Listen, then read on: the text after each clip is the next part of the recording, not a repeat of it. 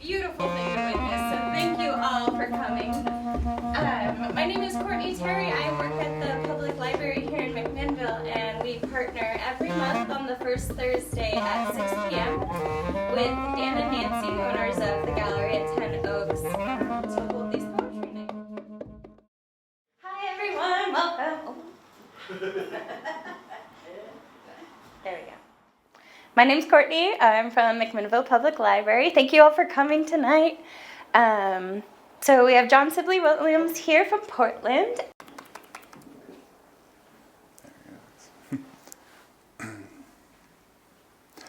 My mother says fox while gesturing toward an old red wagon that's been abandoned in our yard for decades. Fox, a word that's so cavernous, her entire body vanishes into it. Body of misfiring electrons, scattered images, no contexts. Body that is mainly just a body now. No other animal knows how to be this incomplete. I think if you were a fox, coyotes would have eaten you by now. But I say, yes, Mom, I'll climb into that fox and let you pull me through the high grass one more time. Thank you so much for coming out. I think it was 3 years ago, that I got to read with this series. I think it was at a tea house at the time, and this is a beautiful location. So thank you so much for having me again. But I had 2 books coming out this year, and this one just came out on the 1st of November from the University of Nebraska Press. It was a golden age of monsters. The sickle moon bobs like a child's paper boat between silhouettes of paper mountains. I am watching steam swell off a herd of bison in a black and white book about the American West. Too young to read much into what I'm reading. The world is all image. Unfinished rail track and Douglas fir, level saw cuts, rings tracing us back to the beginning. The dozen spears projecting from a felled paper beast are replaced the next chapter by rifles and iron and that same falling. Tomorrow it will snow and my father will drive me down to the hospital again. Snowflakes crazing about our headlights. Paper moon between the mountains. I will be thinking about bison, blood on the page, not the pillow. The road that curls home always seems to erase itself. And the steam coming off of it, frail as breath. This next poem is called Symptoms of Shelter.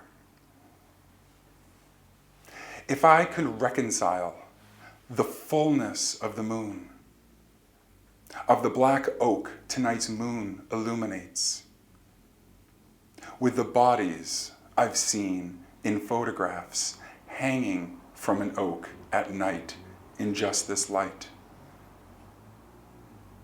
There are only so many perfect moments allowed us. Why must they all end with the sky constricting, bleeding, the trees emptying of birds? Buckshot in the distance, dog bark and good night. Everywhere the dead and nothing to be done. This familiar field now going strange. How lucky I have been to love and love blindly. And I had written a poem sort of in response to it. So the last couple lines of Mark Strand's poem were the inspiration for the last couple lines of my poem, and kind of constructed it around a different theme. So I'm going to read Mark Strand's poem first. It's called Keeping Things Whole. In a field, I am the absence of field. This is always the case. Wherever I am what is missing. When I walk, I part the air, and always the air moves in to fill the spaces where my body has been. We all have reasons for moving. I move to keep things whole. That was Keeping Things Whole by Mark Strand. So we all have reasons for moving. I move to keep things whole was my inspiration for this poem. So it's for Mark Strand. There is still something thin to swing from madly over the glory-faded cottonwood. A different kind of rope and knot, sure, and a different purpose now. But our limbs haven't changed that much. All is scent and greed. The sky yielding just enough of itself to urge us higher, higher. They say there is nothing left to worship. And I'd agree, if not for the dust kicked up every slow, steady swipe we take at erasure. What our grandfathers said their fathers did. The haunted house of our bodies, creaking open, almost forgiven. Lately, the dead calm of a summer by the lake, where someone told me someone once hung a child for loving another child, has lost its grace. What we say to the fire in our lungs doesn't change. It's the same tree. I'd assume we throw the same shadow, long and dark, over its grasses and stones. We all have reasons, Mark. I hope I am swinging to remember. So this one, I'm going to read a few sections from Dear Nowhere. I'm not going to read all of them. There's probably 12 or so of them, but I'm going to read a couple of them. So this one is from Cheyenne, Wyoming. Boy on the threshold of song. Boy swallowed up by a flannel 2 sizes too large and a mountain of dust from cars returning east. Boy made up almost entirely of stone and summer, broad empty sky, osprey, owl, hard brown bread. Boy hawking horses whittled from cedar, alone beneath a rusty tin roof with one wall that from the rear view tapers off to the point of never having been there at all. This next poem is from Ames, Iowa. Husked and heaved into the endless flat of a pickup, then butter and salt, sustenance, shadows of crop dusters, the burning scent of gasoline, and what it takes for things to remain this green. My grandfather once showed me a way to castrate a bull the tradition says causes the least suffering. I am embarrassed at how easy flesh separates from flesh, how delicious the living world, that this is how I show my gratitude. This one is called Somewhere in North Texas. It's a short one. Screech owl, hummingbird, mockingbird. They say a few red wolves remain in the outskirts of dusk. Be faithful first to the heavens, they say, then to yourself. I guess third must be the world. I'm sure third is the world. The armadillo balling up when we poke it with an oak branch. Duluth, Minnesota. Pipe smoke and thin strips of flypaper. Citronella, red, swollen skin. A hesitancy of light struggles through night clouds. And where once the stars, stories. We are passing around our pasts like whiskey. Then comes the whiskey, smooth and unquestionable myth. 3 sizes larger than truth, the morning's catch of walleye and salmon. The fight still going on in the elk head above us. Our shadows lengthening across a lawn that ends in lake and somewhere out there in the dark past the lake, another country. And this one's from Gettysburg, being an East Coaster, we went there quite often. Like something too closely held to understand, this field. And for the first time since my christening, my father is weeping. Is this the God people talk about at night when they've finished talking? Only if they exhume every inch of bone that fastens my great-great-great-grandfather to my femur will I get to ask how much of the field is really ours. And the last one from this Dear Nowhere collection is called it's in Yellowstone. Everyone knows Yellowstone. Bison thrum, the darkness breathes, and spear tips flicker in the firelight. There's bull elk implied, or aspen sharpened by shadow. Flame with a circle of stones to temper it. The disembodied words of Whitman and Cormorant returning. On the wind, my mother, before I knew her, or just after. Vaguely in the distance, waters fall and waters crash. The sound of everything I have failed to keep safe and home.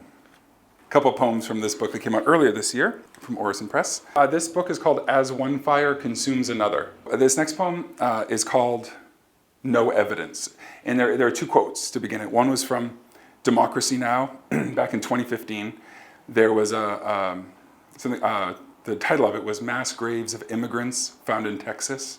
And the first line from that article was, Texas says there is no evidence of wrongdoing after mass graves filled with bodies of immigrants were found miles inland from the US-Mexico border. And yes, no evidence, that phrase was actually in quotes in the article. And the second quote is from a historian, Peter Greenaway, who says there are basically only two subject matters in all of Western culture: sex and death. I know, I mean, the article is from 2015. I wrote these poems, was it 2019 now? 2016, some into 2017. And I assumed the poems in this book wouldn't be appropriate anymore, and people just, that someone else would be, the politics would be different than it currently is, I guess. So I was kind of nervous. I was like, when the book comes out and I'm going to do readings, and people go, that's so 3 years ago. And it's unfortunately not the case. Anyway, so this poem is called No Evidence. And I think if you've ever seen those images from Pompeii, right? There's something, if you take the context out of them, there's something absolutely beautiful about it. There are families, right, that are like kind of these bodies that are eternally locked in something that almost looks like this it almost looks like an art installation. There's something so beautiful and artistic about it, if you take away the context. And that's kind of what the image associated with this article reminded me of. Body atop body, in some vague act that might be called love, if not for the caption, mass grave discovered. What I took to be mouths, frozen in ecstasy, limbs linked in lust, men and women united in a heavenly gesture that I would never know, angled just slightly into horror. The meaning we make from things depends on the camera's eye. I cannot see the undead stars surely overhead, the white windowless van abandoned nearby, as I cannot see myself with all the mirrors removed, as I cannot touch my wife when she rolls to the window side of the bed. Backlit by the teeth of border lights, sewn into the hide of the landscape like maps. Dozens of officers shovel up hundreds of loose-fitting bones. Parents and children in doubled over, sexless stars, all profanely beautiful. Something else that pops up is exploring masculinity, what gets passed on, and then it gets me thinking about the very hard Boston Irish grandfather that I had that apparently was not the nicest man in the world. I was only in my single digits when he passed, but I guess he wasn't the nicest guy in the worworld. And then that gets watered down a little bit when it gets to my father, and then it gets watered down a bit more when it gets to me, and hopefully even more so with my son. But I don't know, that is something that really interests me. So this poem kind of speaks to that. It's called Piñata. Body broken into, all the sweetness torn out.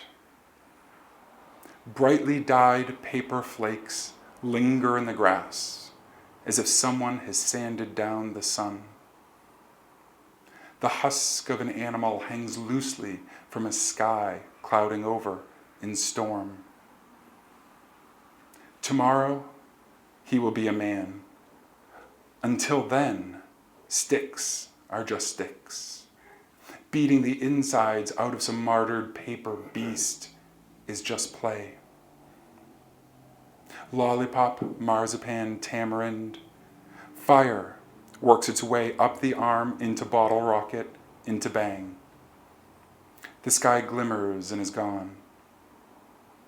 And whatever the boys can carry home between their teeth will be theirs. This next poem is called Understudies.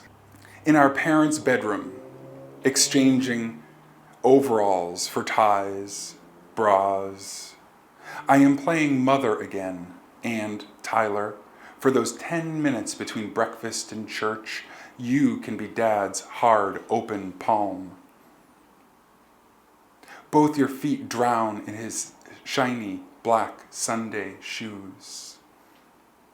It takes time for the world to whiten around the temples, to scar. You are trying and failing to find something awful enough to pray away, stuffing your big boy pockets with miracles that sound like stopped watches. Now, hold me, how they say they held each other once. Tell me how pretty I was when your arms first danced my waist around a crowded Elks Lodge to a song that ended in 2 suns and a need to atone. And I will show you how to be forgiven without asking the sky, how to love without using your mouth. So this poem is called Sovereignty. 200 green plastic army men circle around a tea set. All the matchbox cars are up on blocks in the lawn. While my dolls wage wars on the flamingos basking in a flagpole's shadow, the mower is making birdshot of each dandelion head. For once summer is what it seems, a trick of the light, a mistranslation, a castle of air. And all fathers are invented gods, and now I am a father inventing a world where matchstick sailboats can set the entire ocean ablaze.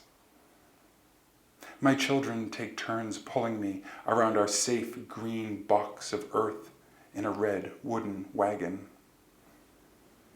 It doesn't take much to convince the sky that we have no idea how to hold it. This one is called Grace Notes. We are driving west with the sun swaddled in storm cloud and all that pristine nothingness that is Kansas flattening behind us. I've learned there are ways to sing along to radio silence, though I'm less convinced these days that anyone is listening. How quickly winter empties our voices of their animals. Windows down and the gray horizon suddenly too small to carry inside. You are the worst kind of lover, highway, landlocked between fled and imagined homes. As our headlights, like slowly falling fires, kick out into the afternoon rain, and the kids from the back seat start naming everything that blurs by us birds. And suddenly, birds again, we begin making Motown of the dead air. I have no idea what I promised them about tomorrow. But the sky is devastating as whirling white asters. And no clouds will ever make these wild animal shapes again. All right. Whew. Almost done. I'm really excited to hear who's going to be doing the open mic. So just two more quick poems, if I may. This is called Dear Noah, and it's that Noah. I'm sure there are other nice people or whatever named Noah, but I don't know. I don't personally know them. It's that Noah. There is no boat big enough to unruin, no flood more violent than our own. Like a ghost haunted by itself, we move along old scars, terrified of what would happen if left to heal. A blast in Kabul last night, 6 bodies, 3 children. Walls are being built along the southern lip of a country right now as we speak. What else would it sound like if not a God voice? A threat undercut with just enough hope to slip an arc through. I cannot blame you anymore for tracing your finger over imagined horizons. My brother returned home husked and empty from a war. So many papers collect on our rickety porch. Even Everest is underwater. I'm just going to read one more poem before dismantling my microphone. So before doing so, I just want to say thank you again for the invitation to come today, and I look forward to hearing everyone and apparently being on television. Hi. So this next poem is called The Crossing. Tell me what not to do with heaven-faced children,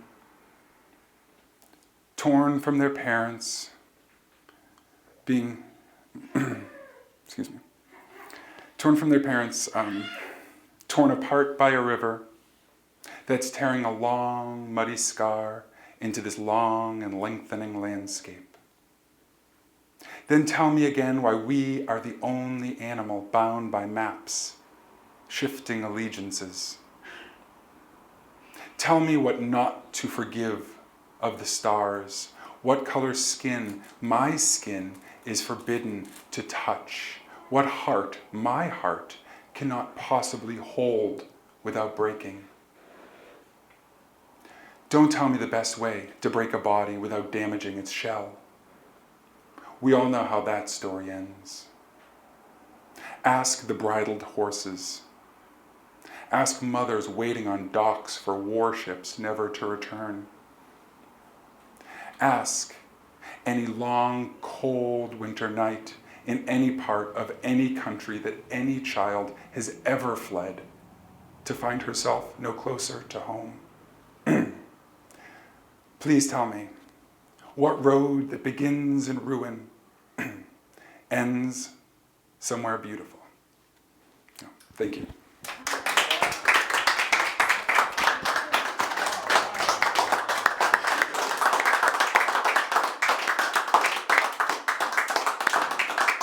Oh, wow.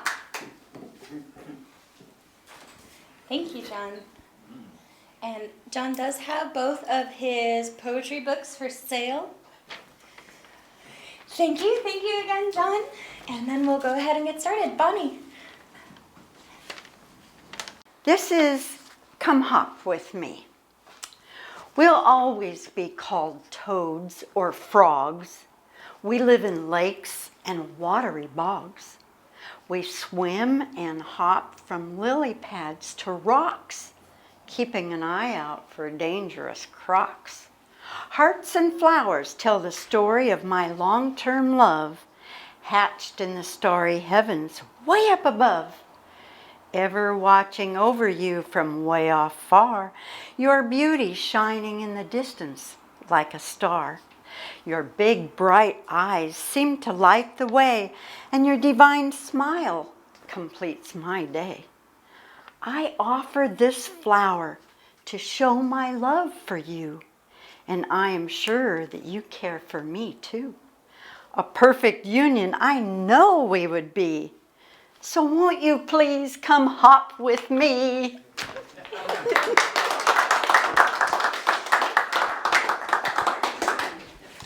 Thank you. Shall we dance? Thank you, Bonnie. Bruce? On my way. Oh, okay.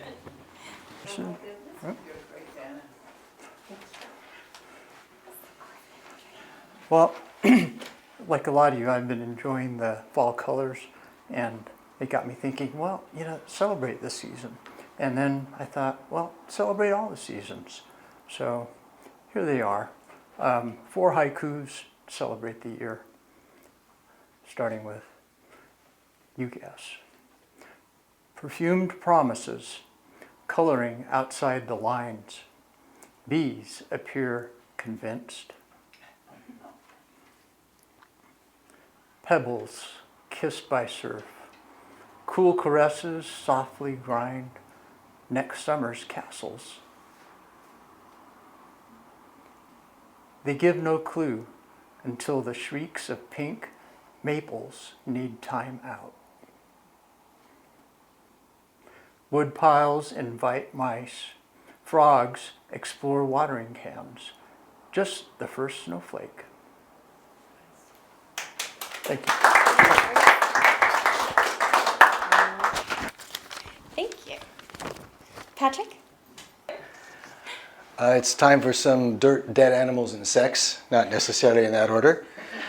This is a continuation of The Henchman. These are Acts 2 and 3.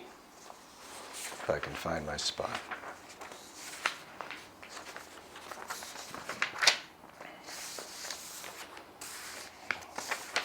Well, maybe I can't.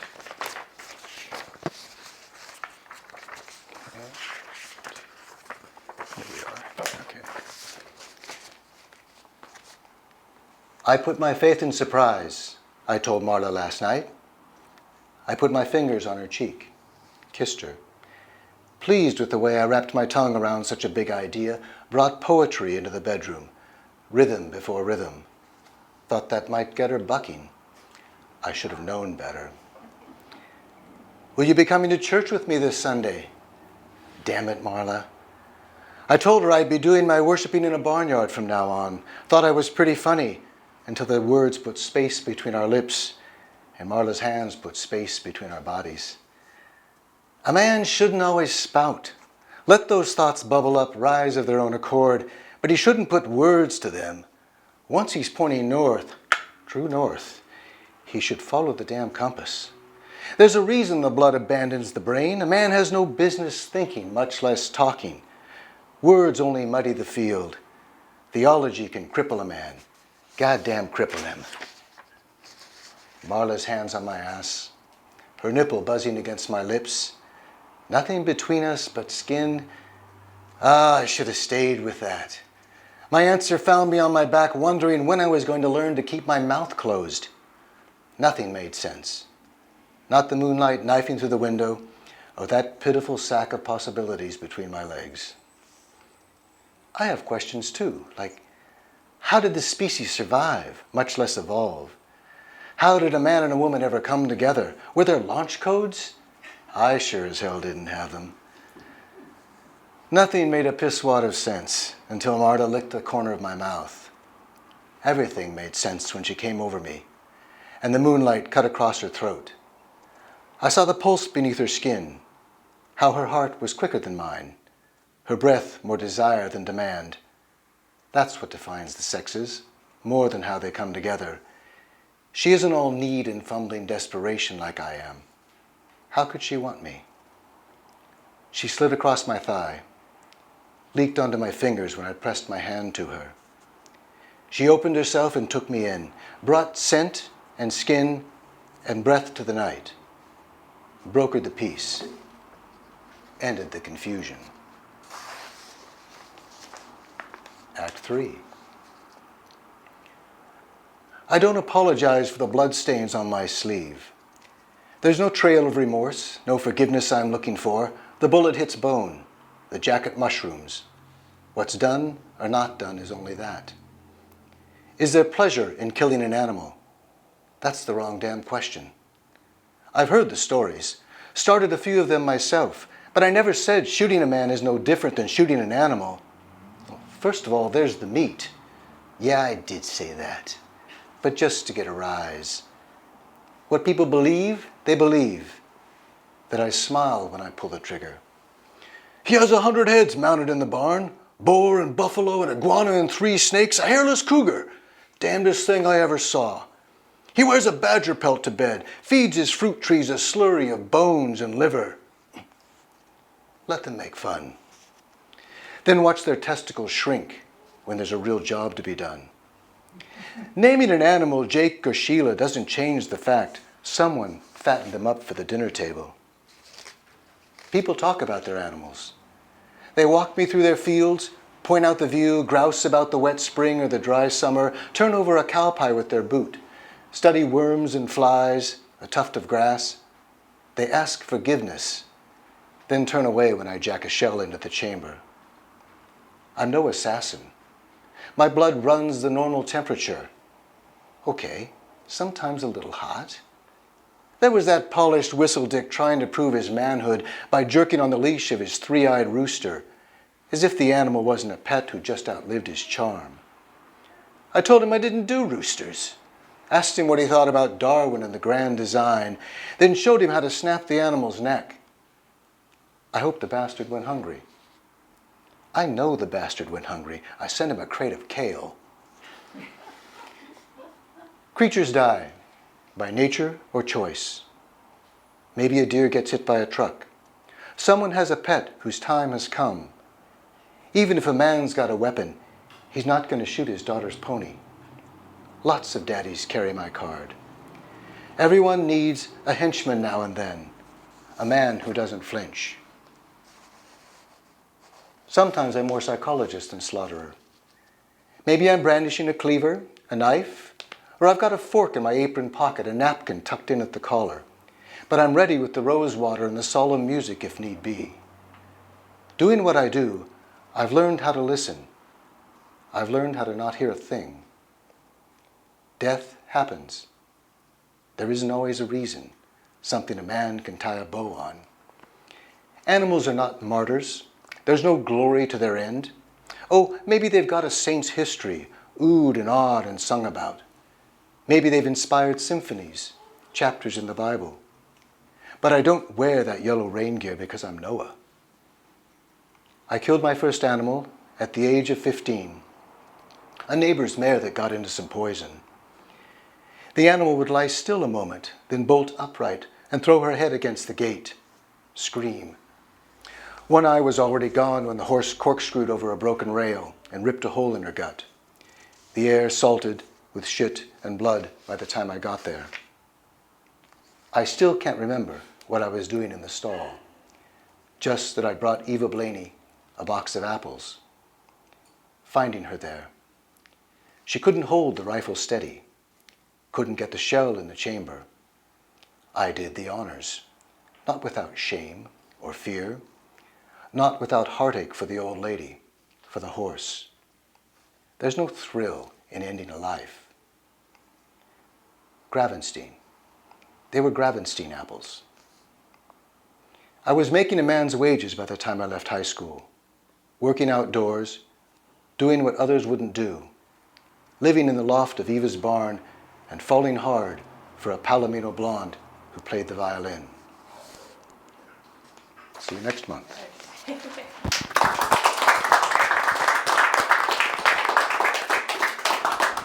Thank you, Patrick. Mike. I'm Mike Santone, and we do Poetry While You Wait every every third Friday at Ransom's Tasting Room, and it's a fundraiser for this event and for the library's adult programs. And this last month, we earned $80. Oh my gosh. So there's $80 for you. Some months are up, some months are down. And the way arts that works is that people come in and give us a topic, and then they go and have a glass of wine or dinner, and we write a poem. Now, this is a poem from one of our nights, and I've asked the various members of our group that do this, Bruce and Lucy and Phyllis. I haven't asked David yet. I'm going to read this because we can't decide who wrote it. We don't know. If nobody claims it, I'll claim it and I'll say I did it. And it's one of those poems, why I don't think I did it is because it's one of those poems that repeats the line.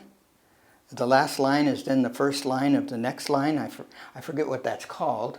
And I think the topic had to do with, I want something about creators and how, the struggle of artists. And so this is Creators Know Rest. Even when there is quiet, the artist's mind flickers with the voice asking to sing. With a voice asking to sing, there is an image etching itself across the dark. Etching itself across the dark, the image begins to gather. Light within its shape and folds. Light within its shapes and folds takes hold and requires it to be formed and carved into stone images. Formed and carved into stone images, the eye seeks angles and wants to capture the light and the dark.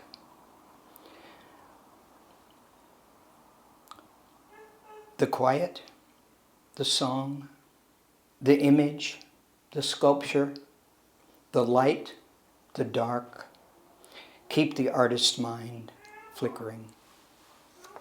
Dave, is that yours? No. Okay, it's mine.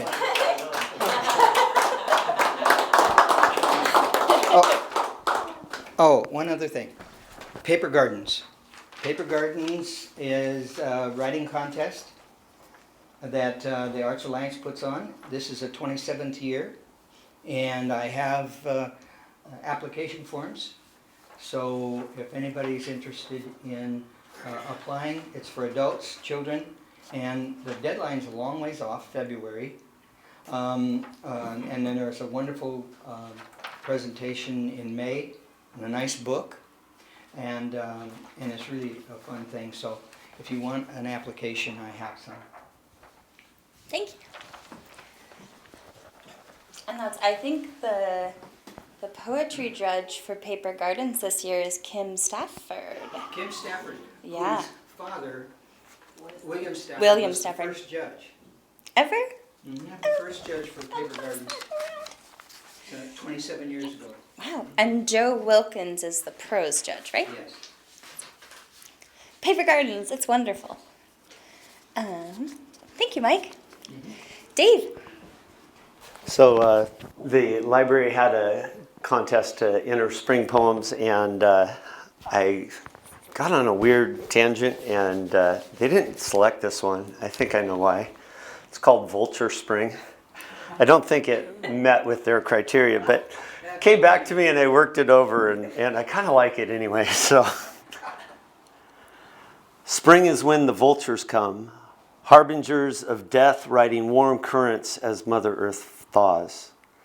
Daffodils poke out sunny faces, and rivers run high and muddy. Green upon green fields birth new crops. Even as the turkey vultures circle blue skies, blotting out the sun with erratically tilting wings. The chaos of life erupts. Winter's hold loosens. Plants grow through cracks in the concrete, seeking life-giving soil. New life is fragile, and in the tumult of rebirth, some are lost. Not all who survive winter reawaken strong. Spring is when the vultures come. I also participated in the Poetry While You Wait, and had this guy come up to me, and they said, I want a poem about somebody that laughs, just uninhibited laughter. And I go, okay, well, can you tell me more about that? And he said, yeah, it'd be really cool if it had a Native American chick in it whose name was She Laughs with Soul.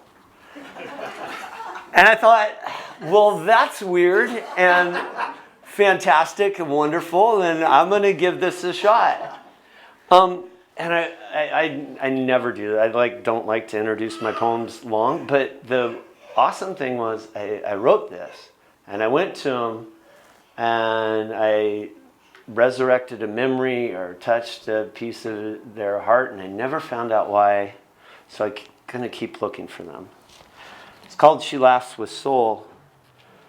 Her laughter caresses my ear and infects my heart. Wisdom in unrestrained abandon, a meaning of joyous eyes.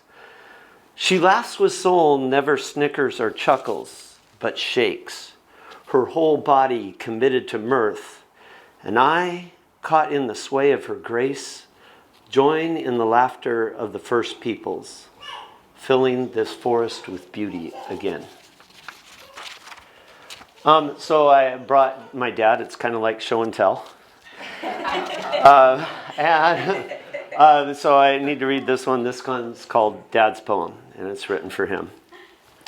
He sits bedside watching events he doesn't understand.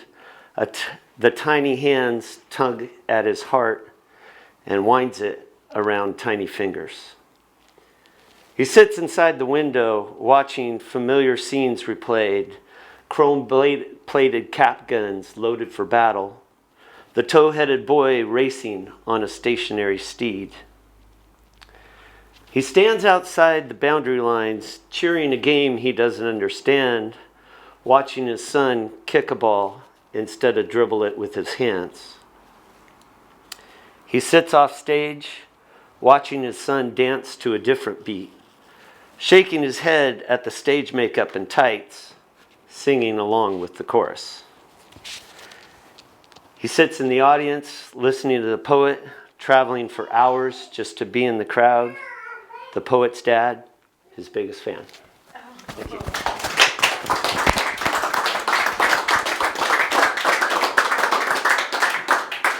Thank you, Dave. I love vultures, but I wasn't allowed to judge.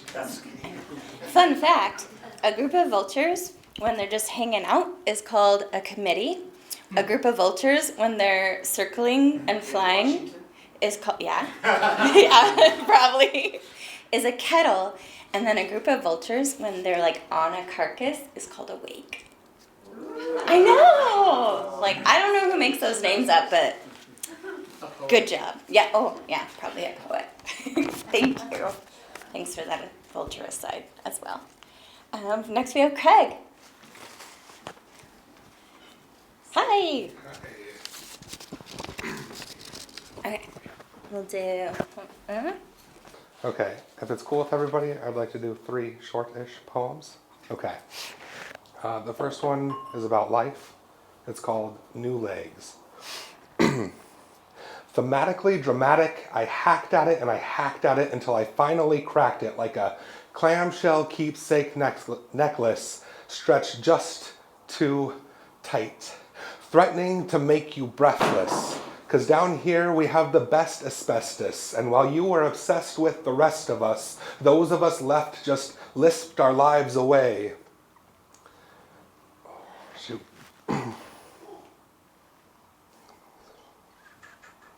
Sorry. It's been a while since I performed. Let's try this real quick. And while you were obsessed with the rest of And while you were obsessed with the rest of us, those of us left just lisped our lives away. But hey, I heard you whisper and it drew dark in here, like leaving in thin air, poof. Now you don't, but you saw me, and you sawed me in half so I'd have to sit still, distilled my essence to a single lesson. We are all dust among the stars. All right, and the second one is about death. and it is called Respiratory Impairment. And for the record, I can't stand list poems, but here's mine. Drowning occurs in phases. Step 1, find liquid.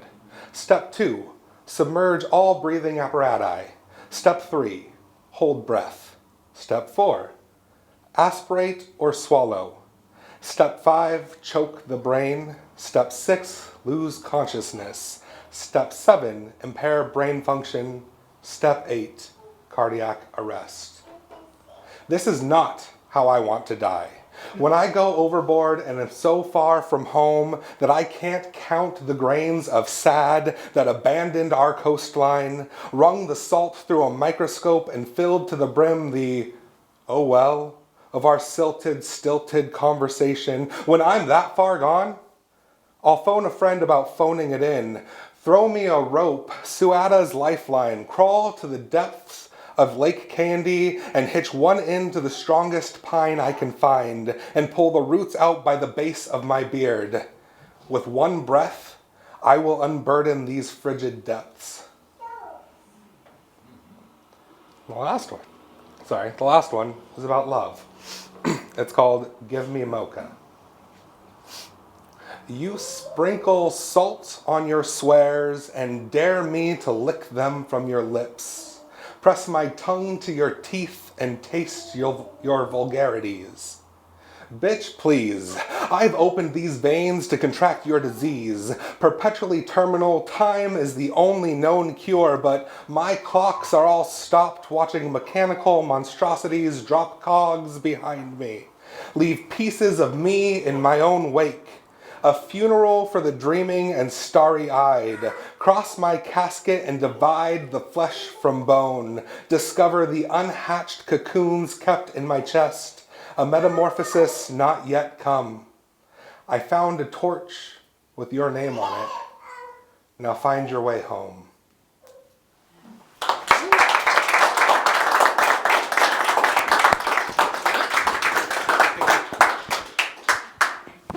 Thank you. And Christopher. Okay. Thank you. This is a tale because it's 1,084 words, which is not long enough to be a respectable short story. And also because a tale, it kind of implies there's something of the fantastic in it, which there is in this one. Now, where does it begin?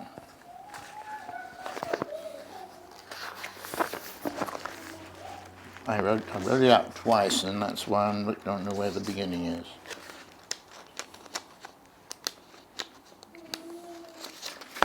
That's it. Okay, it's called The Pit. The opening of the pit lies 2 or 3 feet from the foot of the wall. It is 8 feet wide by 20 feet long and 200 or more feet deep. The sides are smooth and perpendicular, obviously the work of professionals, and its depths are so obscured in dark and permanent shadow that it is impossible to see the bottom. But there is evidently water down there, for if you drop in a good-sized stone, you will hear a faint splash 3 or 4 seconds later.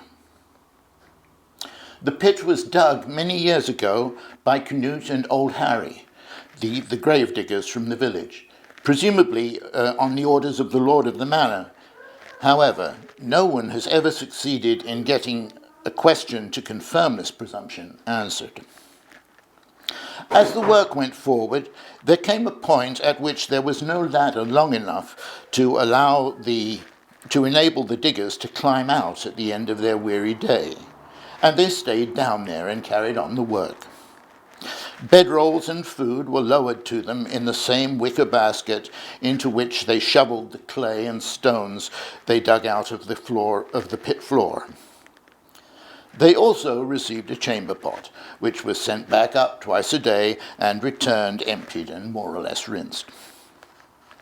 When they encountered a rock too large to be taken up in the basket, they dug carefully all around it until the floor level was a foot or so lower than the base of the rock. Then they toppled it off its clay plinth and demolished the plinth. As time went on, there were more and more of these large rocks all over the clay floor, and they all had to be moved with immense effort to get at the floor under them. Once, much later, old Harry described this repetitive and continually increasing labour as like that old 12 Days of Christmas song. Only when the entire floor was covered with the rocks did old Harry declare the work at an end and sent up a note of surrender written on a piece of slate. They were winched up one at a time, their bedrolls, tools and other effects being a third basket load.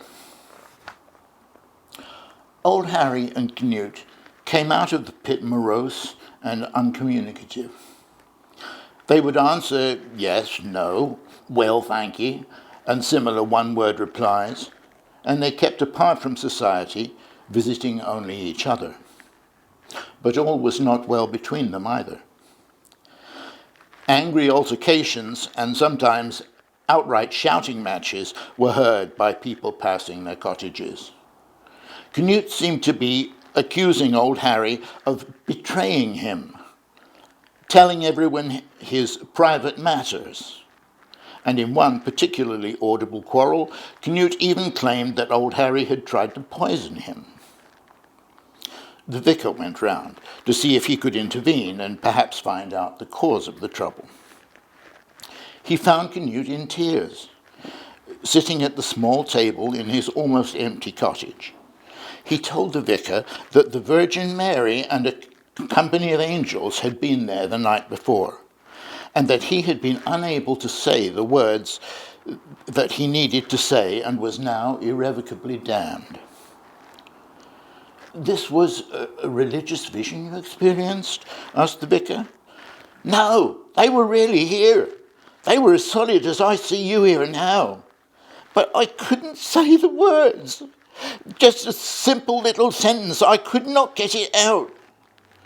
Canute was almost shouting in his anguish and frustration. "And what were these so crucial words?" asked the vicar. "Just to say that I repented sincerely of my beastly sins and wickedness and put all my trust in the mercy of Jesus Christ." "Well, you know you could say that at any time, and Jesus would certainly hear you," said the vicar. "No, that was the whole point. I had to say it right there and then, or be damned forever," groaned Canute. "Nevertheless, I recommend that you try the experiment. Go into the church at any time when it's open, get in touch with your sense of the Lord's presence, and say that sentence to him. Remember, joy shall be in heaven over one sinner that repenteth more than over 99 just persons.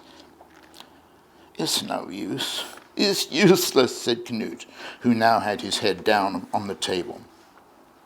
But I very much hope I can have more talk with you about this spiritual experience. Come and see me after church on Sunday. I'll be on the porch as the congregation leaves. We'll go and get a cup of coffee and go into the whole thing thoroughly.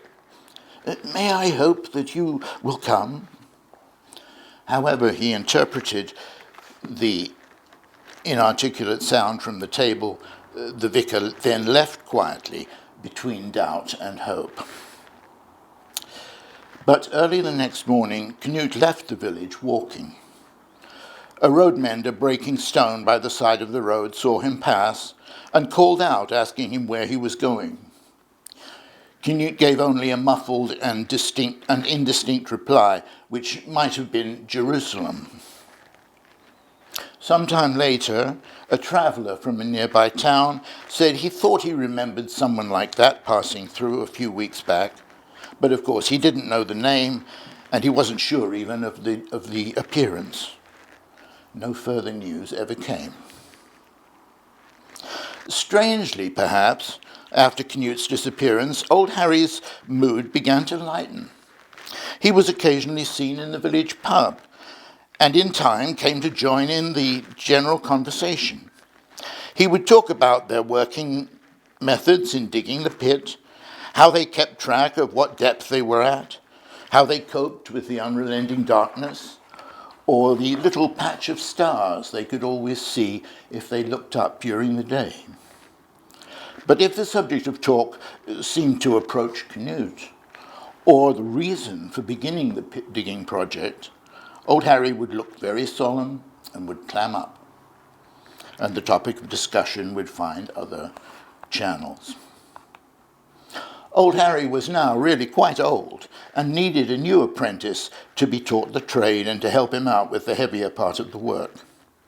He took on a strong young fellow called Ralph, the younger son of the blacksmith, whose elder son was to inherit the business. And so in time, old Harry died, and Ralph is now the village gravedigger. The pit is an obvious death trap, but nobody does anything about it.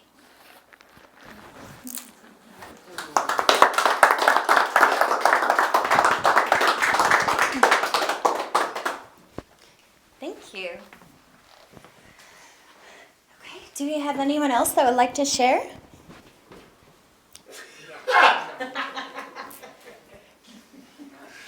Evidently no. Okay. Requisite amount of awkward silence. Great. Thank you all so much for coming. Thanks again to John. Please take a look at his wonderful books, and we will see you all next month on the 5th of December. Great. Thank you all.